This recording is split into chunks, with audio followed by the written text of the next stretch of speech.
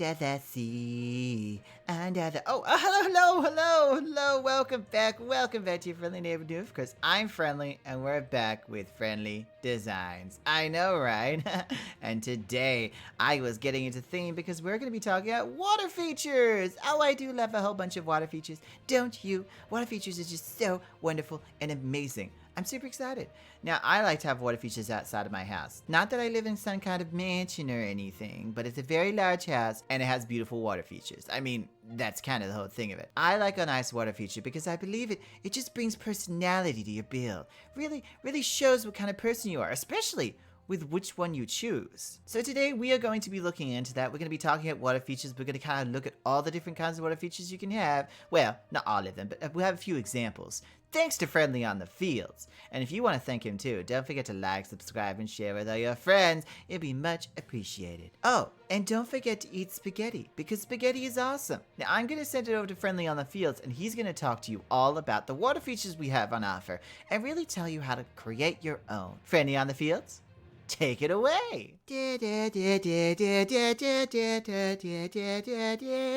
Welcome everyone to Friendly on the Field as I take you through the tranquil waters of water features. As you can see, I'm standing on my own water feature platform right now. Oh, so peaceful, so tranquil, so serene. Serene. Serene? It's serene, right? Oh, god damn it! Now I'm not peaceful anymore. Oh well, here we are. We're doing water features! Yay! Now, I'm sure you guys have gone through your builds and just had a big ass spot right in the middle of them and gone, I need a water feature. I need a goddamn water feature. Now, water features can take many different shapes and forms. We're going to see a few of them, and I'm going to show you some worlds where I've done little different water features. But the first ones are fountains. Fountains. Two fountains over here. Come see my fountains. Fountains are something you could definitely add. They're in real life. It's definitely a thing that people go, I need to put something here. Let's just slap on a fountain. Let's slap down that fountain. So first up, our fountain this is a typical one. This is very typical. You know, you have the edging all the way around. You have something in the middle that it droops down from. I mean, you can find these in New York in the Grand Central, whatever the name is, the National Park or whatever they call it. I don't live in America. I don't know. Huh. But you know. If you're in America, you know what it is called. But yeah, they have huge, mungous fountains with all this water trickling down. You can put some lanterns in there as well. They actually can be waterlogged. Or you can do what I did and put a glowstone or a sea lantern up the top and then cover it in trapdoors. Or you can just put, a sea lantern up there, full stop, and it would look normal. I also put ice as the bottom because I thought it would look more like water down beneath. You can also put cobblestone if you want to have like a stony flooring or anything really that makes it look like you put grass, dirt, all kinds of stuff. But this is a very simple design. This is something I expect to see in most people's places. I see them a lot on SMPs. I see them a lot in Minecraft videos. It's usually in like the spawn areas. It's just something nice to look at or sit by and just enjoy the tranquil waters. Anyway, let's move on. The one next to it, I got inspired by, those pools that have those water features that go into the pools. And they often look like this, like cascading down. I got the inspiration from that one, but I wanted to turn it into kind of a water feature. So we have some beautiful grassy stuff. And look at these azalea bushes and azalea flowering azalea bushes. Yeah. And then we put it on top so it's not just a huge square stone block there. We've got some decorations on top that make it a little bit more, blending into the background. And it just trickles down because I've had two slabs, so it like cascades down and down again into the water below. I did put some dirt under there because I thought I wanted it to be more natural. A more natural fountain. Everyone likes a good natural fountain. But this is another option for fountains. We got two fountains here. I mean, there are 100 designs of fountains. I even built a fountain recently in my Noobcraft Season 3, Episode 11, the Subscriber Garden. I built a huge version probably of this. This would be the closest design. And it looked beautiful. I surrounded it with flowers. Sometimes when you just want a garden, water features are just something you need to add. Oh my god! I can't wait to start my adventure as a Pokemon trainer! Oh, I'm gonna be a water trainer! It's gonna be so easy, and so good, and so fun! You've got to be fucking kidding me. All my Pokemon are out there? Ah, Jesus. I don't know if I want to be a water Pokemon trainer anymore. It sucks. Next up, we're going to be talking about natural water features. Now, I've made a little pond here. I made something like this in Newcraft Season 3 when I was trying to do kind of an axolotl sanctuary. I wanted to give it as like a present to the beasts as they love their little axolotls, so I made a little alcove for them. I love these. You can make you can really decorate them any way you want. I could even go even further with these and make all that dirt wall there into stone as well, but it's really up to you. I want it to look more like a water feature, so having like a stone fencing all the way around the water and also terraforming it a bit so it was a bit more clean. Got the dirt down there and also we got the sand. I always think that natural looking water features actually bring a lot to terraforming, especially like waterfalls. Lots of people like waterfalls. I've noticed working with other people that when they do choose like places to live, a lot of them are very distracted by the waterfall. I don't understand why. I mean, I don't use waterfalls very often in my builds, but I can see the appeal and the beauty of them. I just don't understand why people find them so amazing that they want to build their entire build around them. I mean, you can make your own waterfall. It's interesting. It's interesting. But waterfalls are beautiful, especially in real life. I've been to so many different places. I've been hiking. It's so lovely to see these beautiful cascading waterfalls, especially when there's like, you know, boardwalks that go under them or near them and you get to see them really up close.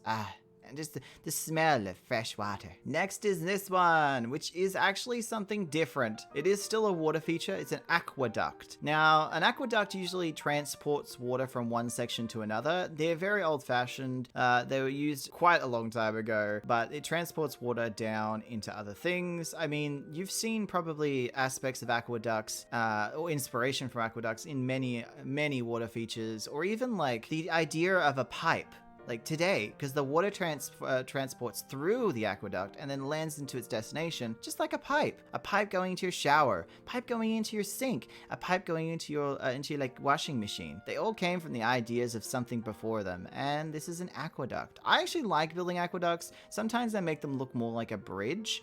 Especially if they're going into a huge kind of castle. It depends how big the castle is. But if it is a huge castle, this, you know, you have the aqueduct that goes cascading down into the ocean. And it's kind of like a way, well, sewage back then. It was sewage. Gross. But yeah. This is definitely an option if you want to have a water feature that's coming out of one of your buildings, or out of maybe the wall, or out of a natural mountain or cliff. Because yeah, it's kind of like having your own little man-made waterfall. Speaking of man-made, we're going to go look at some of the ones that I've formed in series and see what I've done. They're technically water features because they're featuring water, but they're more an accent to other builds. Alright, just gonna lock my door, and, what's that? Oh my god, they're playing that goddamn awful song again! Oh, I'm so mad! Oh, I hate it! Oh, travel to the suburbs, they said. It would be wonderful, they said. Well, guess what? Nobody likes it under the sea! Nobody! Goddamn awful place for everyone. I'm just gonna have to go out of myself. Here we have my Friendly Kingdoms world, where I made some water features coming out the sides of the stairs. I really wanted the stairs to be a little more exciting, so I added some water. And I had them cascading down from little, as you can see, the stair pieces. They just cascade down into the glowstone, which also brings the light in. I used all the stone because, of course, the actual castle itself is made of stone. And I even had some greenery in some sections. I really like this because it kind of plays into the idea of adding water features to fences or walls.